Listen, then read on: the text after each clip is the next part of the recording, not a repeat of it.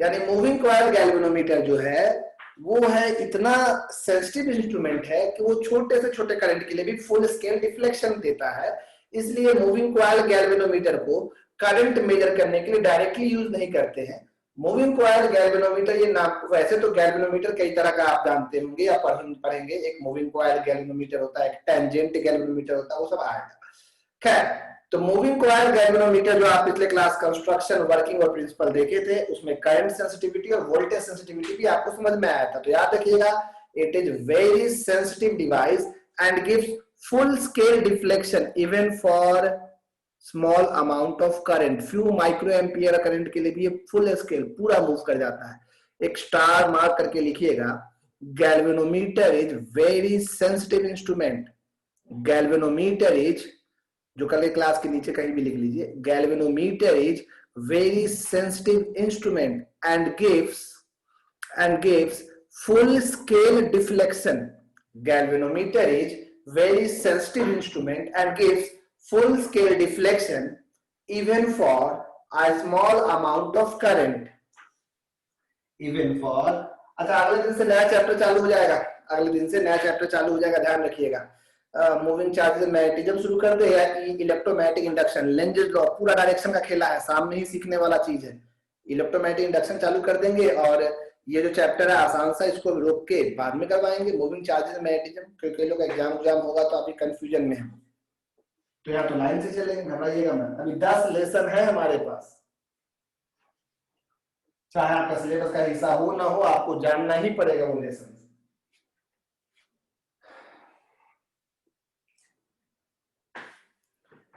तो लिखवा रहे थे, it is very sensitive instrument and gives full scale deflection even for and gives full scale deflection even for a small amount of current, hence it cannot be directly used for measuring current. Directly इसको use नहीं कर सकते हैं current measure करने के लिए। Current detect करने के लिए आप यूज कर सकते हैं कि हाँ, अगर हल्का भी करंट ही डिटेक्ट कर लेगा, थोड़ा सा भी करंट पास करेगा, पूरा मूव करेगा। याद करो, हम लोग व्हीटस्टोन ब्रिज में इसको लगाते थे, याद आया? हाँ, तो hence can not be used for measuring current. अगर आप अपने मूविंग कॉइल गैल्वेनोमीटर को याद करें तो उसमें पिछले क्लास का एक रिकैप जैसा समझ लीजिए। 2 पोल था, नॉर्थ पोल और एक पोल था आपका साउथ पोल, और यहाँ पे आपका एक सॉफ्ट आयरन कोर था। सॉफ्ट आयरन कोर क्यों यूज करते हैं, इसका भी जवाब आपको अगले चैप्टर में ही मिल जाएगा, क्योंकि हर किसी का मैग्नेटिक फील्ड एनर्जी लॉस अलग अलग होता है मटेरियल का, वो बताएंगे। एक था नॉर्थ पोल और एक था साउथ पोल। इसके अलावा आपको याद होगा, यहाँ पे हमने एक हेड बनाया था जिसको नाम दिया था हमने टॉर्सन हेड। टॉर्सनल कांस्टेंट, जैसे स्प्रिंग कांस्टेंट होता है, स्प्रिंग में धागे में जब एटम होता है तो उसमें जो कांस्टेंट डेवलप होता है वो होता है टॉर्सनल कांस्टेंट, इसलिए इसका नाम पड़ा था टॉर्सन हेड, है ना। यहाँ पे एक मिरर लगाए थे, इस मिरर का नाम क्या था, डिफ्लेक्शन मेजर करना। और याद होगा यहाँ पे हमने एक स्ट्रिप लिया था, धागा, जो फास्फोरस और ब्रोंज के कॉम्बिनेशन से बना था, इसका नाम था फास्फोर ब्रोंज स्ट्रिप। आप मैसेज जो भी करते हैं, सामने फोन है, देख लेते हैं, आप वहां पे भेज दीजिए, हम समझ लेंगे। ये देखिए यहाँ पे एक स्प्रिंग था, तो जब भी क्या, अब इसके ऊपर आपको याद होगा वायर एक दूसरे से इंसुलेटेड था, वो इसके ऊपर आपका लपेटा हुआ है। कैसे,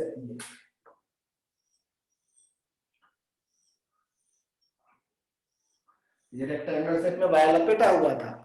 अब होता क्या था, याद कीजिए, असल में हम आपको टॉप व्यू भी दिखाए थे कि ये जो मैग्नेट यूज करते थे हम लोग, ये सिलिंड्रिकल मैग्नेट था।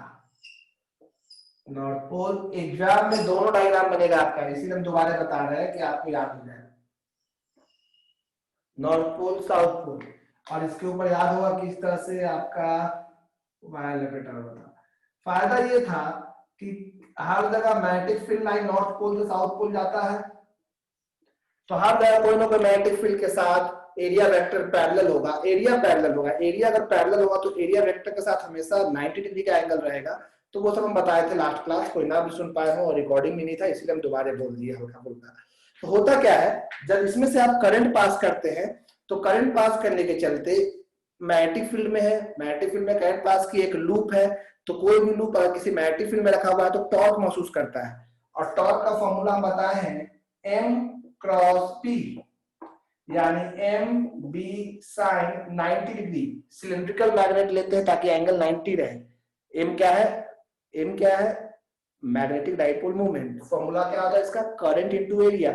मान लो जितना भी टर्न है, टोटल टर्न एन है, मे भी हम स्मॉल एन भी दिखाए होंगे, हमको याद नहीं है स्मॉल एन दिखे हो तो small N, total number of turn N है, और करंट एक टर्न में आई है, एक टर्न में अगर आई करें तो टोटल टर्न एन आई हो गया, और एरिया हो गया ए। तो देखो एम का मतलब होता है करंट इनटू एरिया, करंट हो गया N I A, N I A B, ये टॉर्क का वैल्यू हुआ, torque is equal to N I A B.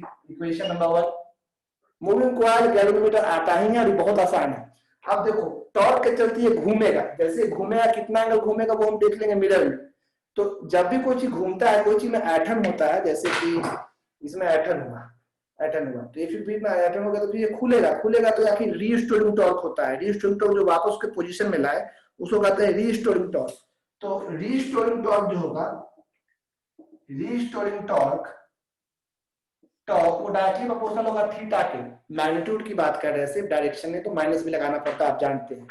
तो टॉर्क इज इक्वल टू यहाँ कांस्टेंट लगाए के इनटू थीटा। जैसे स्प्रिंग में लगाते थे के तो स्प्रिंग फोर्स कहते थे, यहाँ पे के कहलाता है टॉर्सनल कांस्टेंट, के is a constant called torsional constant. ठीक है, टॉर्सनल कांस्टेंट। इक्वेशन 1 और 2 को इक्वेट करेंगे तो यहाँ से क्या बन जाएगा, ये देखो, ये डायरेक्ट बता रहा है लेकिन कंस्ट्रक्ट में लिखवा चुके थे हम। N I A B is equal to K, small K लिखे हो तो के थीटा, आई बराबर K by, I is equal to K by N A B into में थीटा। मतलब कंपनी जो ये बनाया है मूविंग कॉइल गैल्वेनोमीटर, इसको पता है कि उसने तार कितना बार लपेटा है, यानी उसको एन पता है। कंपनी को ये भी पता है कि एरिया कितना है, वो भी पता है। कंपनी को ये भी पता है कि उसने जो मैग्नेट लगाया है ये परमानेंट मैग्नेट है, इसका मैग्नेटिक फील्ड कंपनी को पता है, बी भी पता है। और जो भी धागा यूज किया उसको कांस्टेंट उसको पहले से पता है, यानी ये ब्रैकेट का चीज एक कांस्टेंट है। इसी कांस्टेंट को हम लोग अब therefore I is equal to capital K into theta लिखेंगे, जहां के किसके जगह पे आया, स्मॉल के बाय एन ए बी, इसके जगह पे आया। इसको हम लोग आज के बाद कहेंगे गैल्वेनोमीटर कांस्टेंट। गैल्वेनोमीटर कांस्टेंट कहते हैं, और गैल्वेनोमीटर कांस्टेंट कंपनी के द्वारा प्रोवाइड किया हुआ है, यानी जब भी कोई भी करंट मेजर करना है, करंट को इससे पास कराओ, आई का वैल्यू निकालना है तो कितना एंगल घूमा हुआ एंगल खाली दिखेगा, करंट आप नहीं देख पा रहे, करंट को पास करवाया तो ये घूमा, थीटा पता चल गया, ये कंपनी ने बता दिया है, दोनों को मल्टीप्लाई करेंगे क्या निकल जाएगा, करंट। तो आई इक्वल टू के इंटू थीटा में के क्या है वो याद रखिएगा, के बाई एन ए बी, और ये के क्या है, ये टॉर्सनल कांस्टेंट है, और इस सबको मिलाकर जो कैपिटल के लिखते हैं that is your galvanometer constant. तो ये आपको बिटाने जा रहे हैं, ऑलरेडी हम लास्ट क्लास बता चुके थे, उसी का एक शॉर्टकट आपको बता दिए। ठीक है, समय भले ही लगा लेकिन आप सीख गए, दोबारा देख लीजिए, कहीं कोई समस्या अभी तक तो नहीं है। मूविंग कॉइल गैल्वेनोमीटर में एक ही फॉर्मूला याद रखिएगा, इस पे हम आज आपको 3-4 सवाल दिखाएंगे जो आपके बोर्ड्स का है, प्योर बोर्ड लेवल है, घबराइएगा मत। मिटाए मिटाए मिटाए, हम मिटा रहे हैं, आप देख लीजिए हम कौन सा फॉर्मूला लिखने वाले हैं। तो ये हम फॉर्मूला पिछले दिन आपको बता चुके थे, वैसे हम यूट्यूब में इसको डाल देंगे। यूट्यूब में ऑलमोस्ट सारा क्लास डाला हुआ है, लेकिन जो आप मेन क्लास करते हो वही क्लास समझ पाएंगे, यूट्यूब वाले भी, क्योंकि उसमें कुछ आगे पीछे हो जाता है। अब यहाँ देखिए, कमजोरी लग रहा है हमको भी, मैं कोरोना टेस्ट हुआ नहीं, धीरे धीरे पढ़ाए जोश में नहीं, क्या आइसोलेशन में रहते रहते हम बैठे बैठे सोते सोते कमजोर हो गए। I equal to K by N A B into में थीटा, शायद यही फॉर्मूला है, I equal to K by N A B into में थीटा। मे भी लास्ट क्लास में स्मॉल एन लिखे हो तो स्मॉल एन रखिएगा, ठीक है, जो भी हो, हमको आदत हो जाता है स्मॉल एन, यहाँ टोटल नंबर ऑफ वायर लपेटा, टोटल नंबर ऑफ लपेटा इज कैपिटल एन, लपेटते जाओ इसको। ये फॉर्मूला था आपका। के यहाँ पे क्या है, टॉर्सनल कांस्टेंट, ए क्या है, area of the rectangular loop, ये रेक्टेंगुलर बनेगा ना, ये ऐसे है रेक्टेंगुलर लूप। खैर ये फॉर्मूला पिछले दिन आपको लिखे थे। अब इसमें एक चीज आपको याद समझिएगा, दो टर्म है, भूलिएगा मत। एक का नाम है current sensitivity, current sensitivity, current sensitivity CS अगर हम शॉर्ट में लिखते हैं तो करंट सेंसिटिविटी का डेफिनेशन क्या होता है, कोई आपसे पूछेगा तो आपका जवाब होगा current sensitivity is defined as, याद करो मन में, what is current sensitivity? Current sensitivity is defined as deflection per unit current theta by I. कल सब लोग टेस्ट के लिए तैयार रहिएगा। टेस्ट का एक अच्छा तरीका सुनिए, और 1 मार्क्स क्वेश्चन का टेस्ट, सिर्फ 1 मार्क्स। क्वेश्चन की संख्या 70, समय 40 मिनट, यानी एक मीटिंग का समय रहेगा। उस मीटिंग के बीच में आपको लाइव नहीं रहना है, हम बस जिनको बोलेंगे वो बस लाइव दिख जाए। आप लाइव रहे तो मेरे लिए ज्यादा अच्छा होगा, हम सबको देखना चाहेंगे। नहीं देखे कोई बात नहीं, आप एक आपके लिए फायदा है, आप गूगल छोड़ के सामने मेरा कॉपी या कोई नोट्स रख सकते हैं, गूगल नहीं कर सकते। ऑब्जेक्टिव क्वेश्चन लिखिए गूगल में, सीधे आंसर दे देगा, क्या करेंगे फिर? क्या फायदा हुआ मेरा आपका टेस्ट लेने का? ये बिल्कुल आपके बोर्ड की तैयारी के लिए है।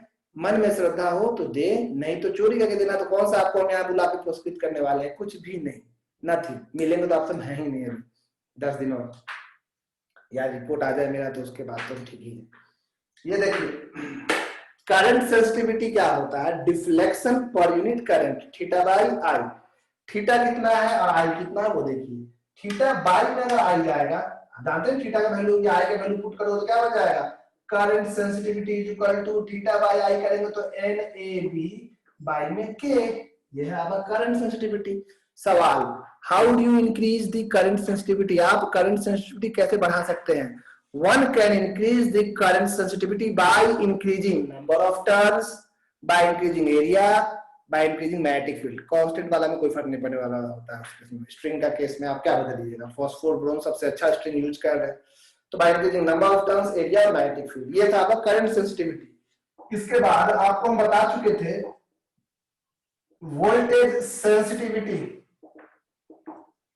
Voltage sensitivity is defined as deflection per unit voltage. Deflection per unit voltage, यहां से थीटा का वैल्यू कितना आएगा? NAB उधर जाएगा K डिवाइड में I। थीटा का वैल्यू लिखेंगे NAB बाय में K इनटू में I, और थीटा का डिवाइड में फिर कितना आएगा बताओ? V। देखो थीटा का वैल्यू ऊपर लिखे, अब I में था V तो V लिख दिए, K भी बाय में था। V is equal to IR, Ohm's law सुने हैं आप? तो voltage sensitivity is equal to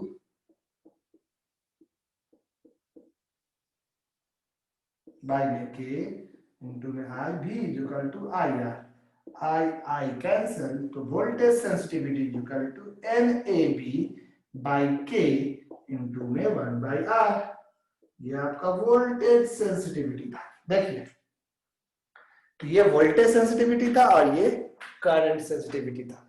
exam में इसका डेफिनेशन कैसे चेंज करते हैं ये। अब एक सवाल सुनिए, एनसीईआरटी का ये सवाल है और आपके बोर्ड में बार बार आता है, फिर भी एनसीईआरटी में एक पेज में अच्छा से एनसीईआरटी समझा के लिखा है इसको, फिर भी बच्चों की नजर से ये क्यों मिस कर जाता है? हम इतना उनको बोलते कि ये जरूर पढ़ के जाना, ये जरूर सीख के जाना। पहले बोलते थे कि हाँ समझा देते थे, अब लिखवाना पड़ता है, वो भूल जाते हैं। स्कूल में कभी नहीं दिखा तो और नहीं पढ़ते हैं, लेकिन स्कूल में टीचर्स क्वेश्चन को देते हैं, उनका भी कोई गलती नहीं, वो देते हैं। तो सवाल क्या है, इस पे बात करने जा रहे हैं, ठीक है? यहाँ तक कोई समस्या नहीं। वोल्टेज सेंसिटिविटी क्लियर है, करंट सेंसिटिविटी भी क्लियर है।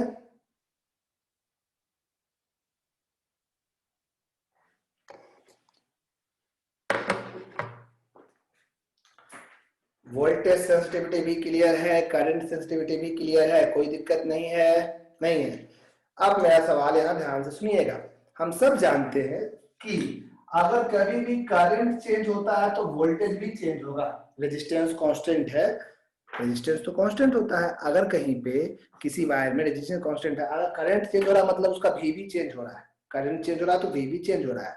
सवाल पूछता है क्या करंट सेंसिटिविटी चेंज होगा तो वोल्टेज सेंसिटिविटी भी चेंज होगा? करंट सेंसिटिविटी चेंज कैसे होगा? मैग्नेटिक फील्ड बढ़ा दिए, एरिया बढ़ा दिए, नंबर ऑफ टर्न्स बढ़ा दिए, कुछ भी कर दिए तो इसका वैल्यू चेंज हो गया मान लो। तो क्या इसका चेंज होने पे ये भी चेंज होगा? तो बिल्कुल चेंज होगा, क्यों नहीं होगा? होगा। लेकिन सवाल ऐसे पूछेगा क्या ये जरूरी है, क्या ये हमेशा जरूरी है कि करंट सेंसिटिविटी अगर चेंज हो तो वोल्टेज सेंसिटिविटी भी चेंज होगा? क्या ये जरूरी है? हाँ या ना? चेंज होगा, कभी होगा कभी नहीं होगा, ये भी हो सकता है। लेकिन ये बात जान लीजिए करंट जब भी चेंज होता है वोल्टेज को चेंज होना ही है। उसी का फायदा उठा के ये सवाल पूछता है। तो अभी वही हम बताने वाले हैं कि ये कोई जरूरी नहीं, ये कोई जरूरी नहीं कि ये चेंज हो तो ये भी चेंज होगा, ये कोई जरूरी नहीं।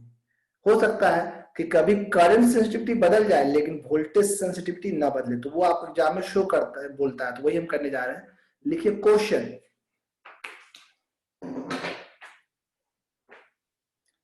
does change in current sensitivity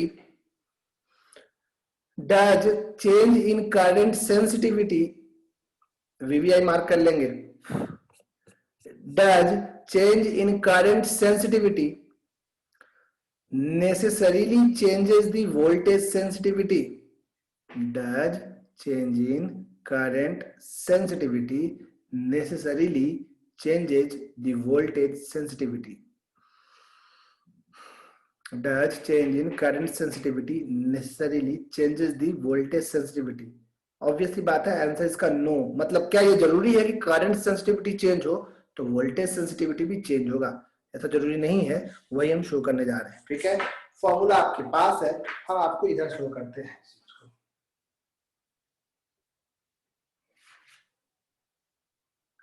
फिलहाल बगल में आपको हम दोनों फॉर्मूला लिख के रख दे रहे हैं। खुशी ने कुछ डाउट है तो आप भेजे होंगे, उम्मीद है, व्हाट्सएप पे चेक कर लेते हैं। कुछ नहीं आया खुशी, कुछ बोलो। यहाँ पे हम मौका नहीं देते हैं तो आप लोग को ऑप्शन तो आ भी सकते हैं, भेज दीजिएगा तो अच्छा है। कोई प्रॉब्लम हो, कोई बात हो, आप बोलिए। यहाँ पे आपको पता है मैं स्पीकर मोड में हम रखते नहीं हम।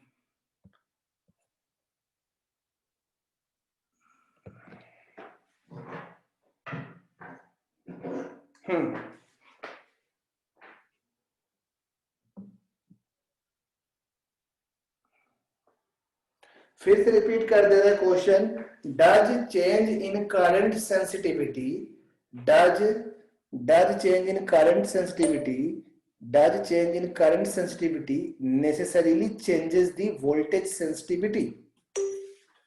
हमको भेजी थी वॉइस नोट में खुशी को। ठीक है खुशी, अभी देखो ना, अभी तो हम फॉर्मूला यहाँ लिख देते थे आपको। करंट सेंसिटिविटी का फॉर्मूला होता है NAB/K, और वोल्टेज सेंसिटिविटी का फॉर्मूला क्या आया? θ/V, यानी कि NAB/K इंटू में 1/R। ये दो फॉर्मूला आप जानते हैं, एक है करंट सेंसिटिविटी, एक है वोल्टेज सेंसिटिविटी। ठीक है, सवाल ध्यान से सुनिएगा।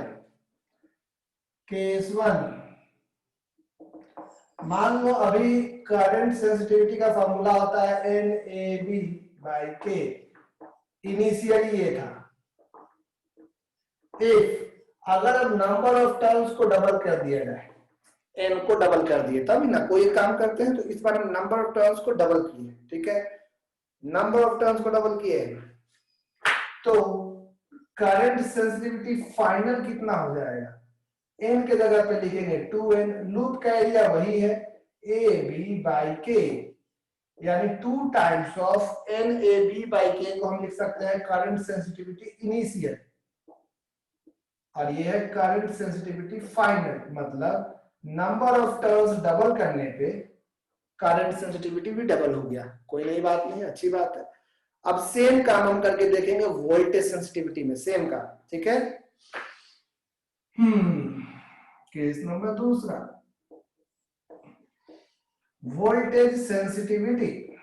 वोल्टेज सेंसिटिविटी का फॉर्मूला होता है, इनिशियली अगर बात करें तो initial NAB/K 1/R, NAB/K into 1/R, ये आपका वोल्टेज सेंसिटिविटी इनिशियल था। अब फिर से वही काम जो करंट में किए थे, नंबर ऑफ टर्न्स को डबल कर दिए, क्योंकि एरिया मेरा वही है, उसी पे तार लपेट रहे हैं। जैसे इस धागे में हम तार लपेट रहे हैं, अभी 10 बार लपटाया इसमें, एक ही जगह पे लपेट 10 बार लपटाया। अब वही तार को 20 बार लपेटना है तो तार का लेंथ तो डबल हो जाएगा ना, एरिया वही है तो तार का लेंथ डबल हो जाएगा। यानी नंबर ऑफ टर्न्स डबल करेंगे तो लेंथ डबल यूज होगा। और याद रखिएगा, जब भी नंबर ऑफ टर्न्स डबल होगा, लेंथ डबल होगा, तो रेजिस्टेंस का फॉर्मूला जानते हैं ना, R=ρL/A। अगर लेंथ डबल होगा तो रेजिस्टेंस भी डबल होगा, यानी अगर ये होगा तो रेजिस्टेंस भी आपका R के बजाय 2R हो जाएगा, R के बजाय 2R हो जाएगा। तो therefore वोल्टेज सेंसिटिविटी फाइनल अगर आपको डालना है, एन की जगह पे अगर आप 2n कर दिए हैं, एरिया ऑफ द लूप वही है, बी वही है, के वही है, तो आर की जगह आपका 2r हो जाएगा। नंबर ऑफ टर्न्स डबल करने पे रेजिस्टेंस डबल हो गया, 2 कैंसिल हो जाएगा, जिसकी वजह से ये बचेगा NAB/K/1/R,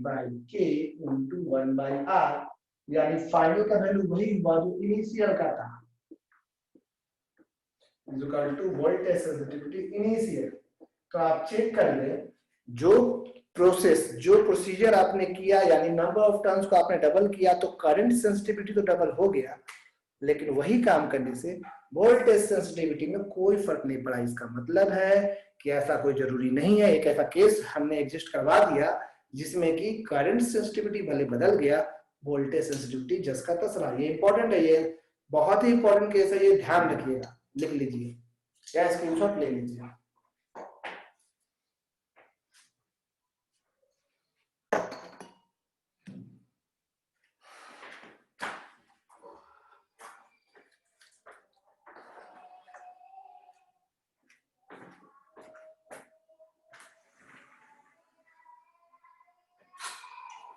सब में तो गाना गा रहा है इतना जोर से, ऊपर तक आवाज आ रहा है, सुन रहे आवाज?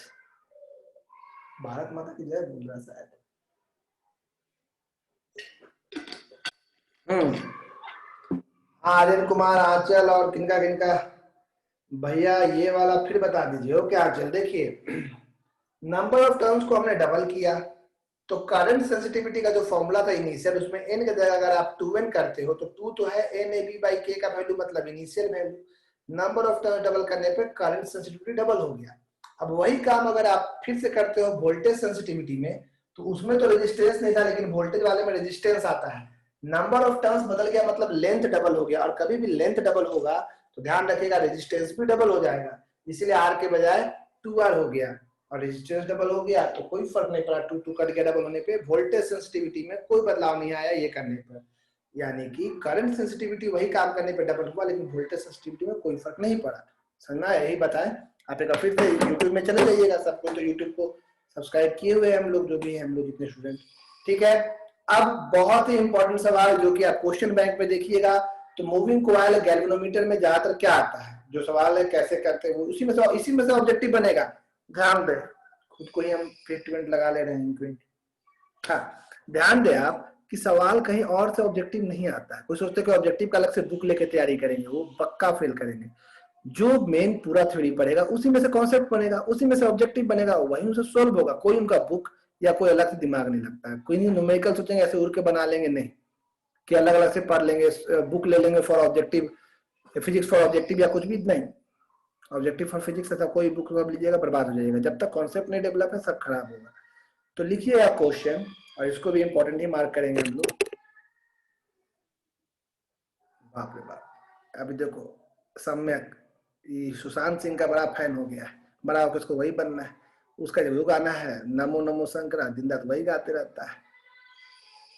तुम लोगों को पता नहीं आवाज आ रहा है कि नहीं, लेकिन बहुत चिल्ला चिल्ला गा रहा है।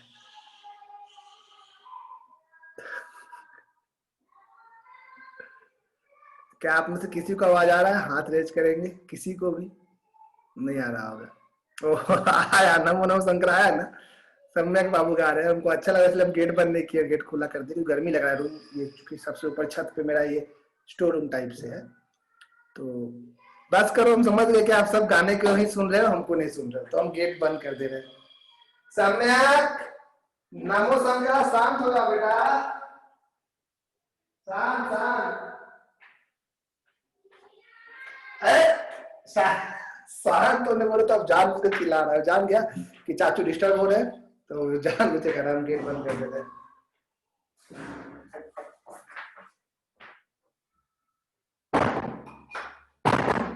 घर से क्लास लेने के ये कुछ ड्रॉबैक्स है, लेकिन है तो है, इसी को एंजॉय करना है हम लोग। How do you convert question है, how do you convert a galvanometer, how do you convert a galvanometer, बहुत इंपॉर्टेंट, ध्यान रखिएगा। How do you convert a galvanometer into how would you convert a galvanometer into, screenshot नहीं ले पाए हो meeting को डाल देंगे हम, ये यूट्यूब में चेक कर लीजिएगा, into para number N ammeter double M, number 2 a voltmeter,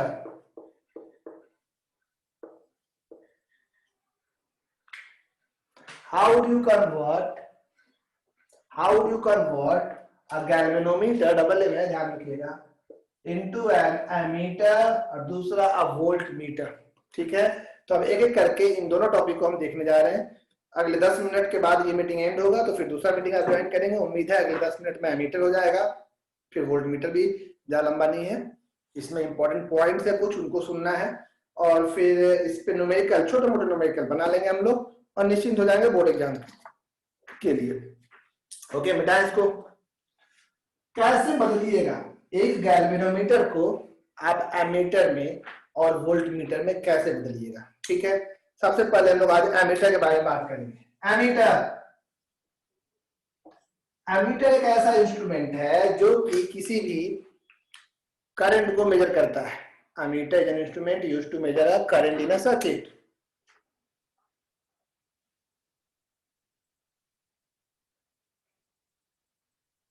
ठीक है,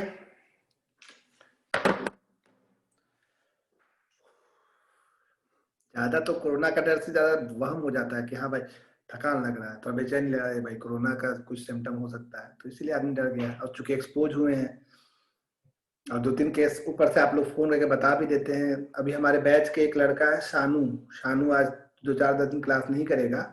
शानू को आप लोग जानते होंगे, अभी के बैच का लड़का है।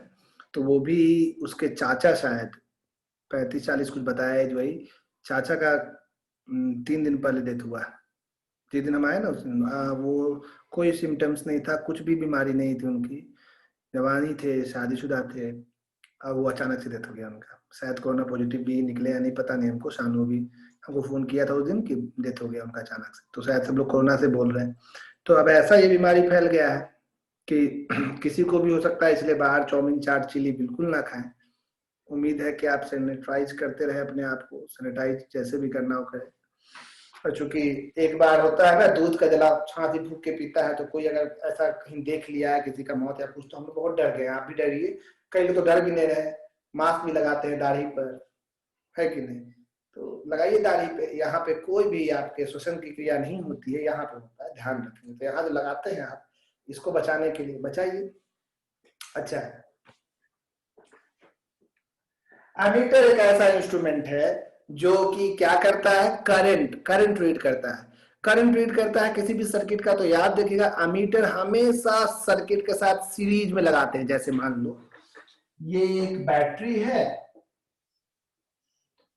और यहाँ एक रेजिस्टेंस है, R = 2 ओम है, 10 वोल्ट की बैटरी है। तो अब यहाँ पे आप एक एमीटर लगाओगे, तभी ये करंट रीड करेगा। कभी भी कोई ऐसा है कि करंट रीड करना है, ये एमीटर है, ये आपका रेजिस्टेंस है, तो एमीटर कभी भी पैरेलल में मत लगा दीजिएगा। क्यों नहीं लगाएंगे पैरेलल में? क्योंकि बैटरी जो करंट सप्लाई करेगा वो 2 हिस्सों में बढ़ जाएगा। तो ये एमीटर अगर आप पैरेलल लगाएगा तो सिर्फ ये वाला करंट ही ना रीड कर पाएगा, सिर्फ ये करंट रीड करेगा, ये वाला तो नहीं। तो आप भेजे करंट 10 एम्पियर, इधर चला गया 4 एम्पियर, इधर गया 6 एम्पियर, 4 ही एम्पियर रीड करेगा, तो ये तो गलत है। एमीटर आप जानते हैं, 10th क्लास में पहली बार आपने सुना कि एमीटर हमेशा सर्किट में क्या लगाया जाता है, सीरीज में। और क्यों लगाते हैं सीरीज में? क्योंकि सीरीज में ही करंट सेम रहता है, पैरेलल में तो करंट बदल जाता है। तो एमीटर को हमेशा हम लगाते हैं सीरीज में। प्रॉब्लम क्या है हमारे इस करंट का? मान लीजिए किसी आदमी के पास बहुत पैसा है, लेकिन उसको पैसा गिनने नहीं आता है कितना है, 10 लाख रुपए, लेकिन वो गिनने नहीं आता है। तो एक वो आदमी को बुलाए कि तुम मेरा पैसा गिन दो। वो पैसा गिनने वाला चोर निकला और उसका पैसा गिनने बैठा तो था 10 लाख, उसको बताया 8 लाख, 2 लाख खा गया। तो ये एरर हो गया उसमें। एरर मतलब गलती हो गई उसके कैलकुलेशन में, भले वो धोखेबाजी जैसे भी हो, इंसान में आ गया। तो वो जानता है, वो अनपढ़ आदमी की सब इंसान चोर है, लेकिन उसमें से ही जो कम चोर है उसको ही बुलाएगा। जैसे 10 लाख है तो 9.5 लाख बताओ भाई, 50,000 तुम चुरा लो। लेकिन 10 लाख है वो 5 लाख बताएगा, 5 लाख खा जाएगा, तो गड़बड़ है ना। ठीक उसी तरह से एमीटर के केस में भी होता है। जैसे सुनिए, एमीटर भी तो एक इंस्ट्रूमेंट है। एमीटर कैसे बनता है अभी नहीं बताया है। एमीटर बनता है गैल्वेनोमीटर से। कैसे बनता है नहीं बताया, अभी हम बता रहे हैं कि एमीटर एक इंस्ट्रूमेंट है जिसको किसी भी सर्किट में सीरीज में लगाते हैं। अगर आप सच से देखो यहाँ पे, तो यहाँ पे करंट का वैल्यू होगा V/R, कितना एम्पियर, 5 एम्पियर। 5 एम्पियर होना चाहिए आपको फॉर्मूला से, लेकिन आपको रेजिस्टेंस नहीं पता है, सीधे आप लगा दिए तो आपको एमीटर ही ना बताएगा रीड कर दिया यहाँ 5 एम्पियर है। लेकिन हम आपको समझा दे कि एमीटर का खुद भी कुछ ना कुछ रेजिस्टेंस होगा। एक मशीन है, ये भी एक मशीन है, हर मशीन का रेजिस्टेंस होता है। मान लो एमीटर का रेजिस्टेंस 3 ओम है, एक मशीन है इसका रेजिस्टेंस मान लो 3 ओम है। अगर 3 ओम इसका रेजिस्टेंस है तो ये दोनों सीरीज में आएगा और सीरीज में ऐड हो जाएगा, तो 2 और 3 कितना हो जाएगा, 5 ओम। तो I इक्वल टू फॉर्मूला आता है V/R इक्विवेलेंट। V वोल्टेज 10 है, ये आके जुड़ गया इसके साथ, तो ये 2 एम्पियर। कहाँ करंट था 5 एम्पियर, लेकिन ये एमीटर बता देगा 2 एम्पियर। तो एमीटर तो वही बेईमान चोर आदमी है, तो हम लोग चाहेंगे कि ये चोर आदमी तो रहेगा ही, वही रीड करेगा, लेकिन ये कम चोरी करे। मान लो 5 एम्पियर नहीं रीड कर पाएगा, 4.5 रीड करे, 4.8 रीड करो, 4.9 रीड करो। ये कब पॉसिबल है, तब पॉसिबल है जब इसका रेजिस्टेंस कम से कम हो। जितना कम होगा, मान लो इसका रेजिस्टेंस हो जाएगा 0.1 ओम, अच्छी बात है भाई, 10/2 में बस 0.1 होगा, चलो 5 नहीं बताएगा, 4.9 4.8 के आसपास तो बताएगा। कहने का मतलब ये कि बेईमान आदमी है, कम बेईमान खोजना है। यानी हम चाहते हैं कि हम जो एमीटर बना रहे हैं, एमीटर के अंदर गैल्वेनोमीटर होता है, उसका रेजिस्टेंस ज्यादा होता है, हम चाहते हैं कि इसका रेजिस्टेंस कम से कम हो। जितना कम रेजिस्टेंस होगा उतना कम इसमें ऐड होगा, आप करंट में उतना कम एरर आएगा, उतना कम क्या आएगा, एरर आएगा। तो एमीटर जो इंस्ट्रूमेंट है इसको हम लोग लगाते हैं सीरीज में। लेकिन अगर आप गौर से एमीटर के अंदर झांक के देखिए, एमीटर के अंदर झांकने जा रहे हैं लोग, एमीटर के अंदर, चलिए एमीटर के अंदर चलते हैं। ये देखिए अंदर गए हम, मीटिंग मेरा अपने आप एंड हो जाएगा 5 मिनट के अंदर, तो आप अपना ज्वाइन कर लीजिएगा। एमीटर असल में बनता कैसे है, असल में एक गैल्वेनोमीटर कॉइल, गैल्वेनोमीटर के रेजिस्टेंस को हम लोग जी से दिखाएंगे, गैल्वेनोमीटर के रेजिस्टेंस को हम लोग जी से दिखाएंगे। गैल्वेनोमीटर जो मशीन हम लोग बनाए हैं, नॉर्थ पोल साउथ सब मिलकर एक मशीन बनता है, उसका भी रेजिस्टेंस होगा। तो जी जो है यहाँ पे, जी है आपका रेजिस्टेंस ऑफ गैल्वेनोमीटर। अब सुनो, एक गैल्वेनोमीटर कॉइल के साथ हम एक बहुत ही छोटा रेजिस्टेंस, बहुत ही छोटा रेजिस्टेंस पैरेलल में लगा देंगे। तो जो पैरेलल लगा देंगे ना, तब जाके ये पूरा का पूरा जो इंस्ट्रूमेंट है ये बन जाएगा एमीटर। ये पूरा इंस्ट्रूमेंट बना एमीटर। देखिए प्रभु की माया, कितना बड़ा खतरनाक खेल। जो खुद सर्किट के साथ सीरीज में लगा है, उसके अंदर का जो माल मटेरियल है वो पैरेलल में है। एमीटर सर्किट के साथ सीरीज में लगता है, लेकिन एमीटर के अंदर झांक के देखे तो उसमें एक गैल्वेनोमीटर है और उसके साथ एक रेजिस्टेंस है पैरेलल में। आप बोलेगा ऐसा क्यों है, हम समझाते हैं। ये 50 ओम का मान लो रेजिस्टेंस है, अगर सीधे हम गैल्वेनोमीटर लगा देते 50 ओम तो कितना ज्यादा एरर आ जाता। अब इसके साथ हम 0.5 ओम का एक छोटा रेजिस्टेंस पैरेलल में लगा दिए, तो अब ये दोनों मिलके नेट रेजिस्टेंस क्या बनेगा। पैरेलल का फॉर्मूला सुनो, 1/R equivalent equal to 1/R1 plus 1/R2। 0.5 हटाएंगे तो ऊपर 10 हो जाएगा, 5 और 50 के एलसीएम 50 होगा, ऊपर 1 प्लस 10 और 10 ये 100 हो गया, हो जाएगा ना, ऑब्वियस बात है। यानी कि R इक्विवेलेंट उलट देंगे तो 50/101, 50/101 यानी ऑलमोस्ट 0.49 कुछ आसपास होगा, यही ना 0.49 कुछ। कहा अकेले 50 था, लेकिन एक छोटा रेजिस्टेंस पैरेलल में लगा दिए तो ओवरऑल रेजिस्टेंस 0.4 के आसपास हो गया। यानी सीधे इसको लगाते तो 50 हो रहा था, लेकिन पैरेलल में एक छोटा रेजिस्टेंस लगा दिए तो ओवरऑल रेजिस्टेंस क्या हो गया, कम हो गया। इससे क्या फायदा हुआ कि अब सर्किट का, यानी आदमी कम बेईमान हो गया, कम बेईमान हुआ तो करंट में रीडिंग में कम एरर देगा। यानी हम चाहते हैं कि ये एग्जांपल समझा रहे, एरर कम से कम हो, इसीलिए हम एक छोटा रेजिस्टेंस लगाते हैं। ये जितना छोटा हो उतना अच्छा। छोटे रेजिस्टेंस का नाम होता है शंट, एस से दिखाएंगे। एस से क्या नाम दिए बताइए, शंट। फिर से बोल देते हैं, शंट क्या है, एस। एस क्या है यहाँ पे, एस है आपका, मीटिंग एंड हो जाएगा, एस है आपका resistance of shunt. What is shunt? Shunt is a very small resistance which is connected in parallel with the galvanometer coil, so that the overall resistance become very small and the error in the measurement reduced. कितना भी कम से कम हो सके, आया समझ में? तो हम एक शंट लगाते हैं, तो जो आदमी खुद लगता है सीरीज में, उसके अंदर का माल मटेरियल लगता है पैरेलल में। अब आपको हम बताने वाले हैं इसके न्यूमेरिकली कॉन्सेप्ट को। जैसे असल में इसमें करंट जाता है आई, तो इसमें रीड कैसे करेगा, ये क्या काम करेगा, कैसे रीड होता है, वो आपको अगले मीटिंग में बताएंगे। अभी इसका लिखवाते हैं पहले, ध्यान सुनिएगा। लिखवाने से पहले एमीटर एक ऐसा इंस्ट्रूमेंट है जो खुद लगता है सीरीज में, खुद लगता है। इसका मैथमेटिकल प्रूफ करने जा रहे हैं अभी हम, कैसे फॉर्मूला बनता है, यहाँ क्या होता है करंट में, यहाँ आईजी क्या है, आईजी माइनस आई उसको बनाएंगे अभी। तो अभी अगले मीटिंग में हम लोग जुड़ेंगे, अब यही चीज रहेगा ताकि अच्छे से अगले मीटिंग में एमीटर समझा सके। तो आइए अगले मीटिंग में, ठीक है, हम लोग मीटिंग एंड करें। अब जो लोग उसको जुड़ पाएंगे वो सीख पाएंगे।